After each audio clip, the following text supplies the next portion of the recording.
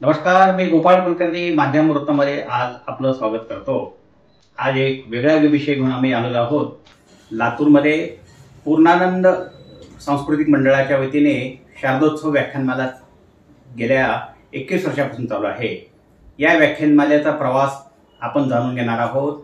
या व्याख्यानमालेचे संस्थापक अध्यक्ष आहेत अशोक गोविंदपूरकर। अशोक गोविंदपूरकर तात्या म्हटलं की एक राजकारणी, समाजकारणी आणि धार्मिक क्षेत्रात काम करणारे व्यक्तिमत्व म्हणून त्यांचा सर्व समाजाला ओळख आहे। असे हे अभ्यासू राजकारणी असून सुद्धा त्यांनी लातूरकरांना बौद्धिक आणि सांस्कृतिक मेजवानी मिळावी म्हणून पुणे आणि नाशिकच्या धर्तीवर जशी वसंत व्याख्यानमाला चालू आहे त्या धर्तीवर लातूरमध्ये 21 वर्षापूर्वी शारदोत्सव व्याख्यानमाला चालू केली। या व्याख्यानमालेला प्रचंड प्रतिसाद मिळतो। वास्तविक पाहता आजकालच्या या यंत्रयुगामध्ये किंवा एकंदर फेसबुक आणि व्हॉट्सअपच्या जमान्यामध्ये व्याख्यानमाला चालवणं ही खूपच अवघड बाब बनलेली आहे। पुण्यामध्ये तर असा व्याख्यानमाला प्रतिसाद मिळतच नाही। 100 लोक कसे जमवायचे ते त्या आयोजकांना एक त्यांच्यापुढे प्रश्न पडलेला असतो। परंतु लातूरमधील ही व्याख्यानमाला जी शारदोत्सव व्याख्यानमाला असते त्याला अक्षरशः सभागृह हाऊसफुल होतं। अक्षरशः लोक रस्त्यावर उभं राहून व्याख्यानमाला ऐकतात, इतका प्रचंड प्रतिसाद मिळतो। या व्याख्यानमालेचा प्रवास, ही व्याख्यानमाला लातूरमध्ये काय आयोजित करावी वाटली याबद्दल आपण आज शारदोत्सव व्याख्यानमालेचे संस्थापक अध्यक्ष व सामाजिक कार्यकर्ते गोविंदपूरकर तात्या यांच्याकडनं जाणून घेऊया। नमस्कार तात्या। नमस्कार। माध्यम वृत्तमध्ये आपलं मनापासून स्वागत आहे। धन्यवाद तात्या, माझा पहिला प्रश्न असा आहे तुम्हाला की पूर्णानंद सांस्कृतिक मंडळाने 21 वर्षापूर्वी शारदोत्सव व्याख्यानमाला लातूरमध्ये सुरू केली। ही तुम्हाला का सुरू करायची वाटली? सर्वप्रथम माध्यम वृत्तचे आमचे मित्र गोपाळ कुलकर्णी यांचं मी अभिनंदन करतो की नवे नवे विषय घेऊन गोपाळराव नेहमीच लोकात जात असतात। यावर्षी या वेळेला त्यांनी आमच्या पूर्णानंद शारदोत्सवाची निवड केली, त्याबद्दल मी त्यांचं आभार व्यक्त करतो आणि अभिनंदनही करतो। गोपाळराव, वाचन संस्कृती आणि श्रवण संस्कृती ही आपल्याकडं महाराष्ट्राची एक संस्कृती राहिलेली आहे। या व्याख्यानमालेच्या सुरुवातीचा थोडा इतिहास लातूरकरांच्या माहितीसाठी मी सांगतो। जेव्हा मी लहान होतो तेव्हा माझ्या लहानपणी बलभीम वाचनालय नावाचं वाचनालय या गावामध्ये स्वातंत्र्यपूर्व काळात स्थापन झालं, जे आजही मोठ्या दिमाखानं गावभागामध्ये उभं आहे। या बलभीम वाचनालयामध्ये त्यावेळेसचे असलेले अध्यक्ष, त्यावेळेला मोठी माणसं असायची, त्यात महेश्वर गुरुजी म्हणून राजस्थानचे हेडमास्टर होते ते असायचे, पटवर्धन गुरुजी असायचे, माझे वडील किशनराव आयाचीत, अनेक मोठी माणसं होती ज्यांनी स्वातंत्र्य चळवळीत काम केलं। त्या लोकांनी त्या काळात समाज प्रबोधनाचं साधन म्हणून बलभीम वाचनालय शारदोत्सव व्याख्यानमाला चालू केली। साधारणतः ही व्याख्यानमाला मी ऐकायला जात होतो तेव्हा 8-10 वर्षाचा असेल। 65 पासून साधारणतः मी ही व्याख्यानमाला 80 पर्यंत आम्ही ऐकायला जात होतो, पण 80ला साधारणतः ती व्याख्यानमाला बंद पडली। 82ला माझे वडील गेल्यानंतर अनेक त्यातले जुने कार्यकर्ते गेले आणि ती व्याख्यानमाला बंद पडली। त्यानंतर 1998 मध्ये पूर्णानंदची स्थापना झाली, पूर्णानंद मंगलकालय निघालं आणि स्वतःच हक्काची जागा मिळाली। मग व्याख्यानमाला आयोजित करायला अवघड पडत नाही म्हणून मग आम्ही 1999 पासून पूर्णानंद सांस्कृतिक मंडळाची स्थापना केली आणि तिथून आम्ही व्याख्यानमालेला सुरुवात केली। या व्याख्यानमालेतले एक वैशिष्ट्य असं आहे की महाराष्ट्रभर चालणाऱ्या व्याख्यानमाला ह्या वक्त्याच्या सोयीनी वक्ता मिळेल तेव्हा व्याख्यान अशी अवस्था असते, पण आमची अडचण अशी की आमच्या वेळेत वक्त्याला यावं लागतं आणि तो वेळ असतो दसरा ते कोजागरी। आणि जनरली हा वेळ एवढ्यासाठी थोडा आयडल असतो की दिवाळीची धामधूम सुरू व्हायची असते, दसरा झाल्यानंतर माणसं थोडी आयडल असतात आणि सरस्वतीचं खरं पूजन हे दसरा ते कोजागरीतच होतं। म्हणून आम्ही हे 4-5 दिवस निवडले आणि 1999 पासून आमची ही व्याख्यानमाला मागची 2 वर्ष वगळता अव्याहतपणे चालू आहे। त्यांनी सांगितलं की आम्ही आमच्या सोयीनुसार म्हणजे वेळेनुसारच व्याख्यानमाला होते। हे खरं म्हणजे एक महाराष्ट्रातले एक मला वाटते पहिलंच असं उदाहरण असेल। कारण काय, वक्त्यांना त्यांचा वेळ घेऊन आयोजकांना मागे लागावं लागतं, पण तात्याचं एक जे ठरलं की ते काम करतात, त्याप्रमाणे नियोजनबद्ध ते काम करत असतात। त्यांच्या मागे एक मोठी टीम आहे. वास्तविक पाहता कोरोनाचा काळ हे खूपच वाईट गेला. या कोरोना काळामध्ये या व्याख्यानमालेला खंड पडला होता. परंतु एवढा 1-2 वर्षाचा अपवाद जर वगळला तर ही व्याख्यानमाला सातत्याने कुठलीही अडचण न येता व्यवस्थितपणे चालू आहे. लोकाश्रयांच्या ह्याच्यावर आहे. पण या रसिक श्रोत्यांनो, मी तुम्हाला या व्याख्यानमालेचं एक वेगळं वैशिष्ट्य सांगतो. ही व्याख्यानमाला एक गोविंदवरकर तात्याच्या सुपीक डोक्यातनं चालते. कारण या व्याख्यानमालेला ते प्रायोजक शोधतात आणि प्रायोजक शोधून त्या पद्धतीने त्या म्हणजे वक्त्यांचं मानधन देण्यापासून, त्यांचा प्रवास खर्च देण्यापासून सगळ्या गोष्टी त्या या प्रायोजकाकडनं करून घेतात. होत असतं गोविंदराव. हे आपलं एकट्याचं गोपाळराव काम नाही, टीमवर्क तयार होतं. आणि टीमवर्क मधलं हे काम होत असतं. जरी तोंडाला मी असलो, म्हणजे भाल्याचं टोक जरी मी असलो, तर भाल्याच्या मागची शक्ती असलेली सगळीच माणसं काम करतात. आता तर नवी टीम आमच्याकडे आली, नवी टीमही काम करते. गोपाळराव, यातला एक अजून एक वैशिष्ट्याचा भाग असा की मागल्या 2 वर्षाच्या काळामध्ये आम्हाला अनेक जणांनी अशा सूचना केल्या की तुम्ही ऑनलाईन व्याख्यानमाला सुरू करा. अच्छा. गोपाळराव, माझा व्याख्यानमाला सुरू करण्याचा काळातला उद्देशच असा होता. आता मी म्हणणार नाही की म्हणजे दृकश्राव्य माध्यमे फार वाईट आहे असं म्हणणार नाही, पण लोक त्याच्या इतक्या आहारी गेले की लोक आता हल्ली टीव्हीच्या समोरनं उठतच नाहीत. आणि ज्यावेळेस आम्ही व्याख्यानमाला सुरू केली त्याच्या पहिल्या भाषणात मी असं सांगितलं होतं की लोकांना टीव्हीच्या डबड्यापासून बाजूला येऊन वास्तव उभा करण्यासाठी जी व्याख्यानमाला आम्ही सुरू करतोय. कारण वक्ता समोर असतो, श्रोता समोर असतो, दोघं समोरासमोर असतात. टीव्हीत तसं नसतं.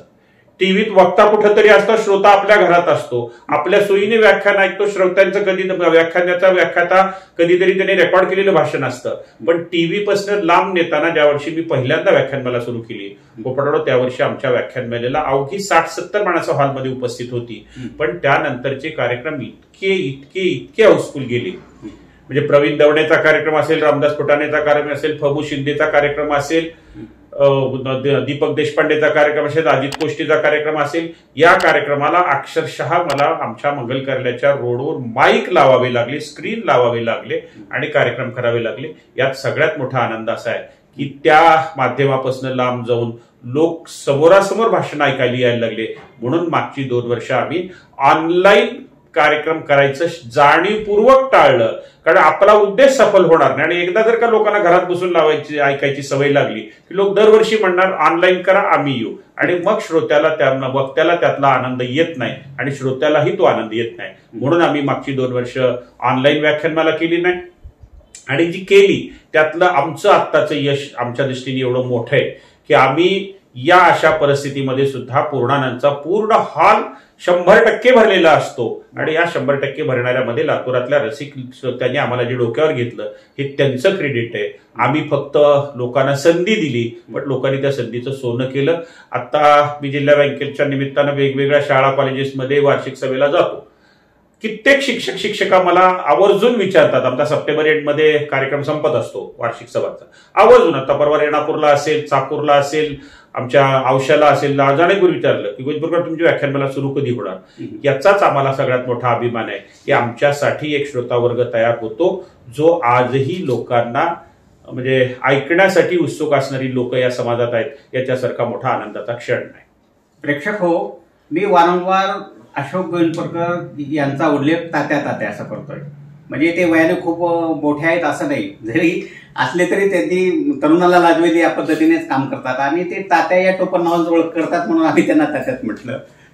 तात्या, आमच्या प्रेक्षकांना असं जाणून घ्यायचं आहे आपल्याकडनं की तुम्ही अभिनव उपक्रम जो राबवला की स्पॉन्सर्ड जमा करणे आणि त्यातनं व्याख्यानमाला घेणे, तर ती काय तुमची कन्सेप्ट आहे? गोपाळराव, हे खरंय की एखादं टीमवर्क उभा करायला आर्थिक पाठबळ लागतं. यातल्या मी मोठेपण म्हणून नाही सांगणार, पण माझा स्वतःचा हॉल झाल्यापासून आम्ही या हॉलसाठी लागणारा म्हणजे हॉल जो आम्ही देतो तो पूर्णानंद सांस्कृतिक मंडळाला पूर्णानंद मंगल कार्यालय पूर्णतः मोफत, लाईट, खुर्च्या, माणसं, व्यवस्था सगळं आम्ही मोफत देतो. पण वक्त्याला त्याच्या स्टेटस प्रमाणे मानधन द्यावं लागतं. सुदैवानं मी सहकारात नगरपालिकेत तिकडे काम करत असताना ज्या माणसांची आपण कामं करतो ती माणसं बऱ्याच वेळा स्वतःहून कधी माझ्या सांगण्यावरनं किंवा कधी प्रेमापोटी आम्हाला स्पॉन्सरशिप देतात. त्यातनं वक्त्याचं मानधन भागतं आणि बाकीचा खर्च आम्ही त्यातनं काढतो. पण हे खरं आहे की थोडा जरा वेगळ्या स्टाईलनी केल्याशिवाय वक्ताही येत नाही. म्हणजे आता काही व्यक्त्यांची अडचण अशी असते की आता आजच्याच ह्याच्यामध्ये बानगुडे पाटलांचं पहिल्या दिवशी भाषण होतं, पण बानगुडे पाटील हे काल रात्री शिवसेनेच्या मेळाव्यातले प्रमुख वक्ते होते आणि त्यांनी सांगितले बाबा त्या मेळाव्यामुळे मला लातूरला येणं होणार नाही, मी 9 तारखेला येतो. पण 9 तारखेला कोजागिरी असल्यामुळे थोडी अडचण होती. पण ह्याही अडचणीवर मात करीत आम्ही स्पॉन्सरशिप लोकांकडनं मिळत गेली. आता स्पॉन्सरशिप येते, खर्च मिटतो, आम्हा कार्यकर्त्यावर कुणावरही आर्थिक बोजा शक्यतो पडत नाही. आणि ह्याचा दुसराही अर्थ असा की सहकार क्षेत्रात काम करणारे कार्यकर्ते असू किंवा शैक्षणिक क्षेत्रात काम करणाऱ्या संस्था असू, या संस्था सुद्धा व्याख्यानमालेला मदत करतात. हेही एक लातूरचा नवा पॅटर्न आहे. नाहीतर त्यांना जाहिरात अशाच ठिकाणी द्यावी वाटते जिथं त्यांना आर्थिक फायदा होणार आहे, अशाच ठिकाणी ते जाहिरात देतात. पण याही ठिकाणी जाहिरात देणाऱ्या काही बँका आहेत, कार्यकर्ते स्वतःहून येतात आणि स्वतः ते देतात की तुम्ही हे करताय, आमचा त्याच्यात सहभाग आहे. त्यामुळे त्या स्पॉन्सरचंही आम्ही अभिनंदन करतो की जिने आम्हाला सातत्यानं वर्षोनवर्ष मदत केली. त्यामुळे त्याही लोकांचं या नादाने मला स्पॉन्सरशिप करणाऱ्या आमच्या सगळ्या प्रायोजकाचं मी मनपूर्वक अभिनंदन करतो, श्रोत्यांचं करतो. आणि सगळ्यात जास्त गोपाळराव आमचे अनेक वर्ष प्रसिद्धी प्रमुख राहिलेले आहेत.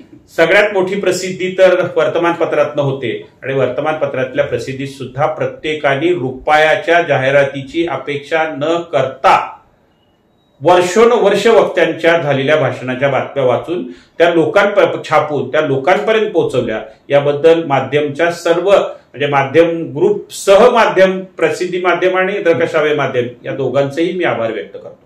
या शारदोत्सव व्याख्यानमालेचे पहिले पुष्प ज्येष्ठ पत्रकार अरुण करमरकर यांनी आज गुंफलेलं आहे. या निमित्त आम्ही आज तात्यांशी संवाद साधण्यासाठी हा सुयोग जोडून आणलेला आहे.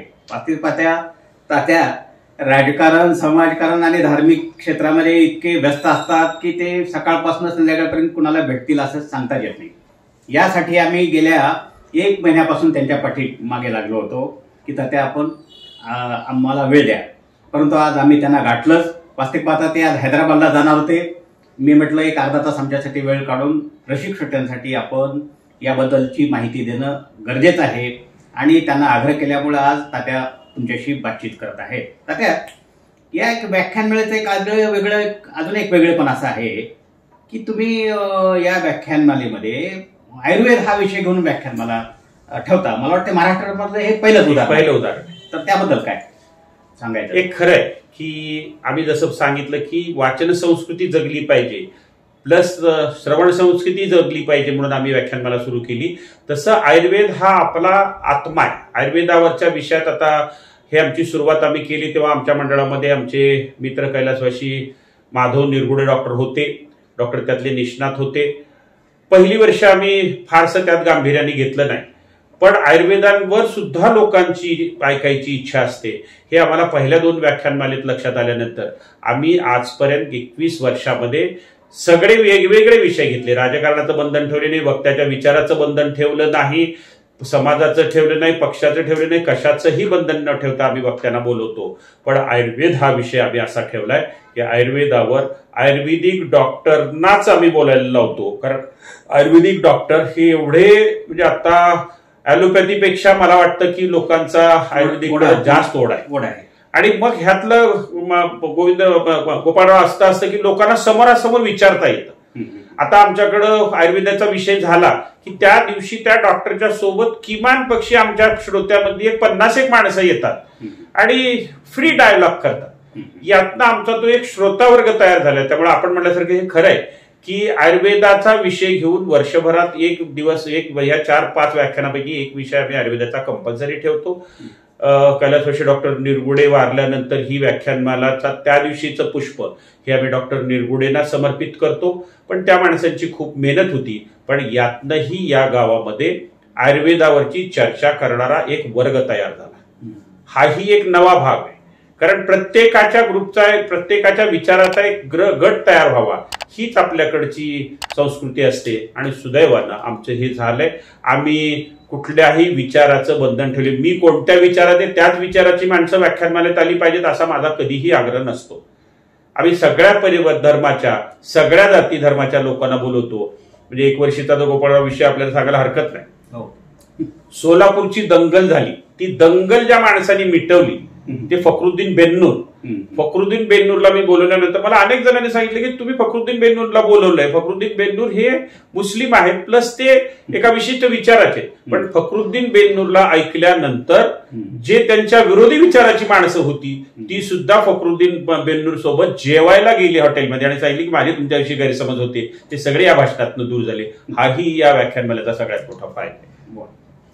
त्यामुळं गोपाळराव, आपण आमच्या व्याख्यानमालेला लोकांपर्यंत नव्याने पोहोचवायचं. म्हणजे जेव्हा तुम्ही लिखाण करत होता तेव्हा तुमच्या माध्यमातून हे लोकांपर्यंत जातच होतं, पण आता तुमच्या हातामध्ये मोठं माध्यम आल्यामुळं, माध्यमचे तुम्ही प्रतिनिधी असल्यामुळं आणि या माध्यमाच्या माध्यमातून आमच्या 22 वर्षाची कारकीर्द आपण लोकांपर्यंत पोहोचवताय. सुदैव, योगायोग. गोपाळरावांनी सांगितलं खरं आहे की 15 दिवस, महिनाभर गोपाळराव प्रयत्न करत होते, पण आजच आमच्या व्याख्यानमालेची सुरुवात आहे. पहिलं पुष्प गोपाळराव आजच आहे आणि पहिल्या दिवशी तुम्ही मुलाखत घेताय, त्यामुळे याचाही आम्हाला एक फायदा होणार. म्हणूनच काढलं तुम्हाला आम्ही आज. धन्यवाद. आपण आम्हाला ही सगळी माहिती आपण आमच्या श्रोत्यांपर्यंत पोहोचवणार आहात. प्रेक्षक हो, या व्याख्यानमालेचं आणखी एक वेगळं अशी वैशिष्ट्य असं आहे की अशोक गोविंदपरकर तात्या या ह्याचे व्याख्यानमालेचे संस्थापक अध्यक्ष असले तरी वर्षाला या मंडळाच्या म्हणजे व्याख्यानमालेचे पदाधिकारी म्हणजे अध्यक्षाने बाकी बदलतात ते. आणि तात्याचं मोठेपण म्हणून मी सांगत नाही, ते व्यासपीठावर म्हणजे जे असतं तिथं कधीही बसत नाही. ते श्रोत्यामध्ये बसून पूर्ण भाषण म्हणजे ऐकतात ते सगळ्याची. पण असं क्वचित होताना असतं की संस्थापक अध्यक्ष म्हटलं की व्याख्यानमाला चालू केलं म्हणजे मिरवणे, मोठेपणा घेणे असं असतं. पण तात्या पडद्यामागे राहून हे व्याख्यानमाला दुसऱ्याला संधी कशी द्यावी हे तात्यांनी एक चांगलं उदाहरण या ठिकाणी घालून दिलेलं आहे. तात्या, आमच्या त्याबद्दल तुम्ही सांगालच, पण आमच्या श्रोत्यांना जाणून घ्यायचं आहे की आज पहिलं पुष्प अरुण करमरकर कोणत्या विषयावर गुंफणार आहेत आणि ह्या यंदाच्या शारदोत्सव उत्सवामध्ये कोणते कोणते वक्ते येणार आहेत आणि त्यांचे विषय काय आहेत? गोपाळराव, हे खरं आहे की पहिल्यांदा आपण असं सांगितलं की मी स्टेजवर नसतो. मी व्याख्यानमालेच्या सुरुवातीच्या पहिल्या दिवशीचं पहिलं म्हणजे लोकांच्या स्वागताचं पहिलं भाषण मी करतो. त्यानंतर मी स्टेजवर कुठेही जात नाही. कारण एक खरं आहे की कुठल्याही संस्कृतीमध्ये, कुठल्याही संस्थेत तुम्ही तुमच्यासमोर तुमचे सक्सेसर तयार केले तर संस्था टिकत असते, वाढत असते, मोठी होत असते. आपणच सगळ्या ठिकाणी असू तर नवी माणसं वाढत नाहीत, ती डेव्हलपही होत नाहीत आणि संस्थाही टिकत नाहीत. मीच पुढे राहिलो तर संस्थेतली नवी येणारी पोरं काम करत नाहीत. म्हणून प्रत्येक वर्षी आम्ही टीम वेगळी घेतो, नव्यानं संधी देतो. आता तर जवळपास सगळीच टीम आमची नव्याने काम करते. नव्या पोरांच्या हातात आम्ही हे दिलंय. त्यामुळं नवीन पोरांना संधी देत ही संस्कृती खरी जपवायची ती मुलांसाठी. पण आपण आपल्या वयामध्ये वाचनालयात जात होतो, पुस्तकं वाचत होतो, शाळेत असलेल्या व्याख्यानाला हजर राहत होतो. आता मुलं या बाबतीत सगळ्यात मागं आहेत. त्याला काही माहिती पाहिजे असली तर गुगलला सर्च करताय आणि बघताय. पण त्यामुळं पुस्तकांची संख्या कमी होत नाही. आजही पुस्तकांची संख्या मोठी आहे, लेखकांची संख्या मोठी आहे, पण त्याला ऐकणाऱ्या विचारांच्या लोकांची येणं गरजेचं असल्यामुळं ते नव्या पिढीपर्यंत पोहोचवण्यासाठी आम्ही नवे नवे प्रयोग करतो आणि नव्या पिढीच्या हातात देतो. राहिला प्रश्न आजपासून सुरू होणाऱ्या व्याख्यानमालेचे 2 वैशिष्ट्य एकमेकात गुंफलेली आहेत. यावर्षी मराठवाड्याच्या स्वातंत्र्याचा रौप्य महोत्सव आपण साजरा करतोय, अमृत महोत्सव. या अमृत महोत्सवामध्ये मराठवाड्याचा इतिहास सगळ्या महाराष्ट्र नव्या पिढीला कळायला पाहिजे. मला मराठवाड्याच्या मुक्तीसंग्रामाचा इतिहास माझ्या आजीकडनं, वडिलांकडनं कळाला, पण माझ्या मुलाला, माझ्या नाताला तो कळणार नाही. त्यामुळे यावर्षी आम्ही पहिलं पुष्प अरुण करमरकरांकडनं गुंफतोय. त्यांचा विषय मुळात वल्लभभाई पटेल असा आहे. वल्लभभाई पटेल एक सामर्थ्यवान आणि सच्चा अनुयायी. कारण वल्लभभाई जर नसते तर मराठवाडा मुक्तच झाला नसता. त्यामुळे मराठवाड्याच्या मुक्तीचा सुरुवातच वल्लभभाईपासून होते आणि वल्लभभाईच्या सोबतच दुसऱ्या दिवशीचा जो विषय वल्लभभाई जर समजून घेतले तर मराठवाडा मुक्तीसंग्रामाची आपली लिंक लक्षात येते. दुसऱ्या दिवशीचा आपण सगळेजण झी टीव्हीवर प्रोग्राम बघतो. झी टीव्ही मध्ये चला हवा येऊ द्या या कार्यक्रमामध्ये अरविंद जगताप नावाचे कलाकार आहेत, जे पत्राचं लेखन करताना पत्र वाचता वाचता तुमच्या डोळ्यात कधी पाणी आणतात ते सुद्धा कळत नाही. तर त्या अरविंद जगताप दुसऱ्या दिवशीचं पुष्प गुंफणार आहेत. तिसऱ्या दिवशीचा पुन्हा मराठवाडा मुक्ती संग्रामाच्या कार्यक्रमाची लिंक ज्यांनी जवळनं पाहिली आहे, ज्यांनी परवा 17 सप्टेंबरला माननीय महाराष्ट्राचे मुख्यमंत्री एकनाथ शिंदेच्या समोर 32 स्लाइडचा शो आणि एक मोठं भाषण मराठवाडा मुक्ती संग्रामाबद्दल केलं, ते आपल्या सगळ्यांचे मित्र निशिकांत भालेराव, अनंतराव भालेरावचे चिरंजीव हे आपल्याकडचं दुसरं तिसरं पुष्प गुंफणार आहेत. आणि हा दोन्ही मराठवाड्याच्या लिंकचा विषय, कारण हे आमच्या दृष्टीनं आज जे 20, 22, 25 वर्षातली मुलं आहेत त्यांना मराठवाड्याचा इतिहास कळायला पाहिजे. आपण 1947ला मराठवाडा स्वतंत्र नाही झाला, आपण 1948ला झालो, 17 सप्टेंबर 1948ला. हे आमच्या नव्या पिढीला कळावं म्हणून निशिकांत भालेराव आता सगळ्या कॉलेजेसमध्ये भाषण देत जात आहेत. त्यांनाही आम्ही बोलवलंय. आणि मगा म्हणल्यासारखं आहारातून आरोग्याकडे हा परेश देशमुख यांचा आयुर्वेदाचा विषय, तोही कोजागरीच्या दिवशी जनरली आम्ही ठेवायचा प्रयत्न करतो. आणि कोजागरीचं आणि आरोग्याचं एक नातं असतं. म्हणजे काही जणाला नव्याने म्हणजे माहिती असेलच, पण कोजागरीच्या दिवशी दम्याची औषधं दिली जातात. कोजागरीच्या दिवशी डोळ्यातलं काजळ बनवणाऱ्या काही कंपन्या सूर्याच्या चंद्राच्या चांदण्यामध्ये काजळ बनवतात. त्या दुधात काहीतरी नवं असतं, मासळीमध्ये औषध दिलं जातं. त्यामुळे आयुर्वेदाचा आणि कोजागरीचा जवळचा संबंध आहे, म्हणून आम्ही कोजागरीला शक्यतो आयुर्वेदाचं भाषण करतो. त्यामुळं संस्कृती जपत नव्यांना सुसंस्कृत करणं हाच आमच्या व्याख्यानमालेचा उद्देश आहे. आणि ती व्याख्यानमाला अव्याहतपणे चालू आहे, पुढेही चालू राहावी हीच सरस्वतीकडे प्रार्थना. आमच्या प्रेक्षकांना असं जाणून घ्यायची तुमच्याकडनं म्हणजे उत्सुकता अशी आहे की या व्याख्यानमालेमध्ये पुणे मुंबई ठिकाणी जे वक्ते येतात तेच लातूर सारख्या आडवळणीच्या ठिकाणी देखील अनेक येऊन गेलेत.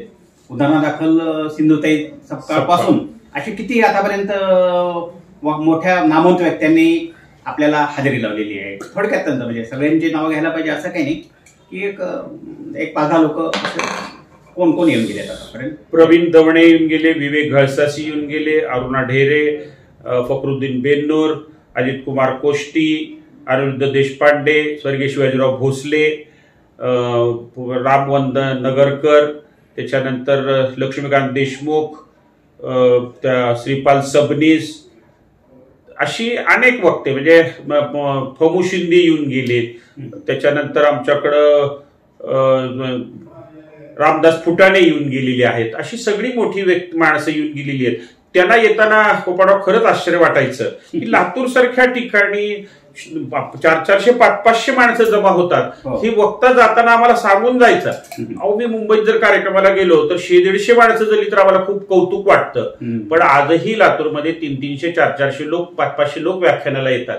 याच्यासारखं त्यांना स्वतःला खूप मोठेपण मिळण्यापेक्षा आम्हाला मोठेपण वाटतं की आजही लातूर म्हणजे जग सगळं जरी म्हणत असलं की मुलं बिघडली, टीव्हीच्या समोर गेली, यातही अनेक मुलं असतात, मुली असतात. आणि आम्हाला अपेक्षाच ही आहे की हे मुलांपर्यंत नव्या पिढीपर्यंत पोहोचवण्यासाठी व्याख्यान हे सगळ्यात मोठं माध्यम असतं जे आपण सगळ्यांनी म्हणजे आम्ही आता 60च्या वयात आलेल्या सगळ्यांनी आपापल्या कॉलेजच्या जीवनामध्ये, आता गोपाळराव असतील, बाकीचे सगळे असतील, आपापल्या कॉलेज जीवनामध्ये आपण वक्ते ऐकले, आपण भाषणं केली, आपण सगळं सांगितलं.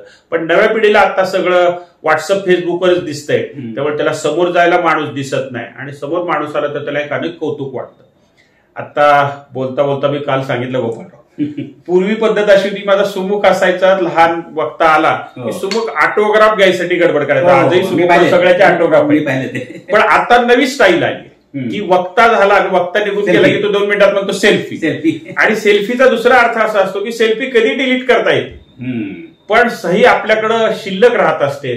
सहीपेक्षा सही किती महत्वाची ते आपल्या काळात आपण सह्या घेताना आपण सगळ्यांनी बघितलंय. माझी नव्या तरुण पिढीला अशी अपेक्षा असेल की आपल्याला यातनं खूप शिकण्यासारखं आहे. कॉलेजमध्ये विशिष्ट विषयावर लोक येतील, पण या व्याख्यानमालेमध्ये सर्वसमावेशक लोक येत असल्यामुळं गोपाळराव तुम्हीही आम्हाला अनेक वेळा प्रयत्न केला, अनेक वक्ते तुमच्या माध्यमातून मिळालेत, लातूरातल्या वेगवेगळ्या पत्रकाराकडनं आम्हाला डिमांड येते. आणि सगळ्यात मुख्य म्हणजे आमच्या चळवळीत आम्ही शेवटच्या दिवशी सगळ्या श्रोत्यांना एक स्लिप देतो आणि त्यांना अशी विनंती करतो की या व्याख्यानमालेबद्दल तुम्हाला काय वाटलं तेही लिहा आणि पुढल्या वर्षात कुण्या वक्त्याला बोलवायचं तेही लिहा.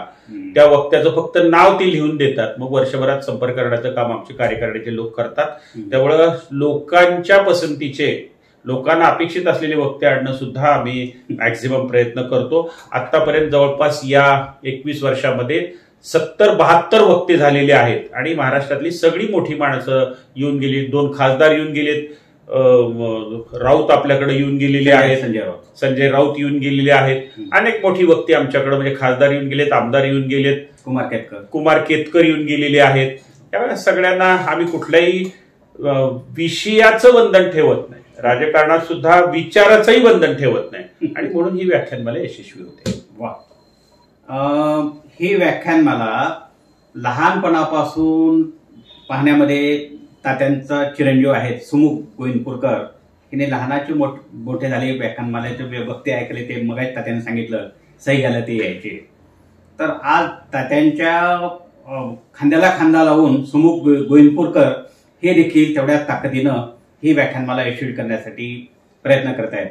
तरी तात्या पुढे चालून रिटायर होतील असं वाटत नाही, पण जेव्हा त्यांना वाटतं नव्याला संधी देऊन आपल्या समोर बघायचं असतं. मी सगळ्या सार्वजनिक काम करणाऱ्या कार्यकर्त्याला गोपाळराव तुमच्या माध्यमातून सांगू इच्छितो की अनेक संस्थांमध्ये भांडणं असतात. कारण शेवटपर्यंत मी खुर्चीवर बसल्यापासून मी अंतविधीला जाईपर्यंत मीच खुर्चीवर, अशी जर भावना ठेवली तर संस्थेत मारामाऱ्या होतात. समजा आपला मुलगा असेल, आपल्या जवळचा असेल, आपला तरुण कार्यकर्ता असेल, त्याला आपल्या समोर संधी द्या. चुकला तर तो तुमच्या समोर आहे, तुम्हाला त्याला बोलता येईल. पण चुकाच काढत राहायच्या मुलांच्या, त्यापेक्षा त्यांना संधी द्या. संधीतनं चुकलं तर त्याला मोठं करा, आपलं त्याला दुरुस्त करा. नाही झालं तर मग संस्था उभी राहत नाही आणि मुलंही उभं राहत नाही. म्हणून सुमुखच म्हणून नाही, पण सुमुखच्या सोबतही आता आमच्याकडं नवीन आलेली सगळीच टीम काम करते.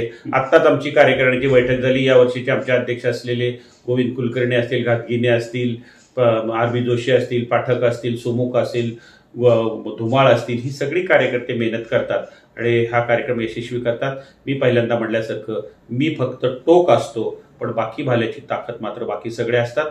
म्हणून ही पूर्णानंद व्याख्यानमाला 21 वर्ष अव्याहतपणे चालू आहे, चालू राहावी अशीच अपेक्षा व्यक्त करतो. वास्तविक पाहता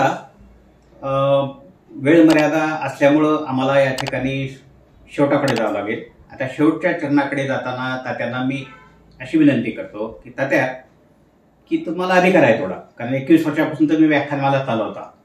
तर या शारदोत्सव व्याख्यानमालेनिमित्त तुम्ही रसिक श्रोत्यांना काय आवाहन करणार आहात, काय संदेश देणार आहात? माझी रसिक प्रेक्षकांना एवढीच विनंती असेल, जे स्क्रीनवर दिसतं ते खरं नसतं, जे समोर दिसतं ते खरं असतं. आपल्याकडं नेहमीची बोलायची पद्धत अशी की कानामध्ये आणि डोळ्यामध्ये 4 बोटाचं अंतर आहे. आम्ही जे देतो ते डोळ्यासमोर असतं, त्यामुळे डोळ्यासमोर असलेलं वास्तव असतं, ऐकणं हे वास्तव नसतं, पण डोळ्यासमोर दिसतं आणि ऐकू येतं, हे दोन्हीही अंतर कमी करणारं असतं. त्यामुळे रसिक श्रोत्यांनी समोर येऊन व्याख्यानमाला ऐकावी. आम्ही ही व्याख्यानमाला ऑनलाईन करणार नाही किंवा फेसबुक लाईव्हही करणार नाही, कारण श्रोत्या जसा वक्ता त्याच्या वेळेत येतो तसा श्रोत्यांनी सुद्धा वेळ काढून येऊनच ते ऐकावं, तरच त्याचा उपयोग होऊ शकतो. म्हणून ऑनलाईन केली की मग घरात पोराला जीव घालत घालत आई बघते आणि मुलाचा अभ्यास घेत घेत वडील बघतो, त्यातनं आमचा उद्देश सफल होणारा नाही. म्हणून आम्ही ऑनलाईन न करता आम्ही समोरासमोरचीच व्याख्यानमाला करण्यामध्ये जास्त इंटरेस्टेड आहे. म्हणून माझी श्रोत्यांनाही विनंती असेल की जसा वक्ता आमच्या वेळात येतो तसा तुम्हीही दिवसातले 2 तास संध्याकाळचे जर काढले तर ते तुम्हालाही आणि आम्हालाही आनंददायी असतील. आपण या 4 दिवसाच्या कार्यक्रमाचा लाभ घ्यावा आणि पुढेही आमच्या व्याख्यानमालेला आपण शक्य असेल, आपल्याला आवड असेल तर आपण आजीवन सभासद होऊन सुद्धा यात सहभाग घेऊ शकता. ते आपण घ्यावा एवढी अपेक्षा व्यक्त करतो आणि आपली जागा घेतो. जय हिंद, जय हिंद. नमस्कार तात्या. नमस्कार. वास्तविक पाहता तुम्ही एवढा व्यस्त तुमच्या पाठीमागं हे असताना, धावपळ असताना देखील वेळात वेळ काढून आमच्या चॅनलसाठी आपण गप्पाटप्पा मारल्या, थेट संवाद साधला, याबद्दल माध्यम वृत्त समूहातर्फे मी आपलं मनापासून आभार मानतो, स्वागत करतो आपलं, आणि आपल्या भावी वाटचालीस मनापासून शुभेच्छा देतो. धन्यवाद तात्या. धन्यवाद. प्रेक्षक हो, ज्ञान, माहिती आणि मनोरंजनाचा खजिना ही त्रिसूत्री घेऊन आम्ही या चॅनलची निर्मिती केलेली आहे. वास्तविक पाहता इतर काय चॅनल करतात, राजकारण किंवा हे करण, त्याच्यामध्ये आम्ही पडत नाही. आता मध्यंतरी नवरात्र झालं त्यावेळेस आम्ही नवदुर्गा हा उपक्रम राबवला. चांगला वाचला. नवदुर्गामध्ये आम्ही विविध गृहिणी आहेत, त्यांना त्यांची ओळख समाजाला व्हावी म्हणून तो उपक्रम राबवला. वास्तविक पाहता आपले व्ह्यूअर्स वाढवण्यासाठी किंवा चॅनल लोकप्रिय करण्यासाठी अनेक विषय वेगवेगळे घेऊन लोक हे करतात, पण आम्ही ते त्यांची बरोबरी करत नाही. कारण आम्ही आमच्या वेबसाईटमध्ये आमच्या स्पष्टपणे नमूद केलेलं आहे की आमचं चॅनल कुठल्याही पक्षाला बांधील नाही. सगळ्या पक्षाला आम्ही समान संधी देणार आहे. त्यातल्या त्यात जास्तीत जास्त आमचा भर असा असतो त्यात की सांस्कृतिक गोष्टी ज्या आहेत, लातूरमध्ये घडामोडी आहेत, त्या लोकांपर्यंत कशा आणता येईल यासाठी आम्ही धडपड करीत असतो. हा एक आमचा छोटासा उपक्रम होता. आमचा हा उपक्रम आपल्याला कसा वाटला किंवा हा आमचा थेट संवादाचा कार्यक्रम आपल्याला कसा वाटला याबद्दलच्या आपल्या प्रतिक्रिया कॉमेंट्स बॉक्समध्ये जरूर नोंद करा. मी गोपाळ कुलकर्णी, माध्यम वृत्तसेवा. धन्यवाद.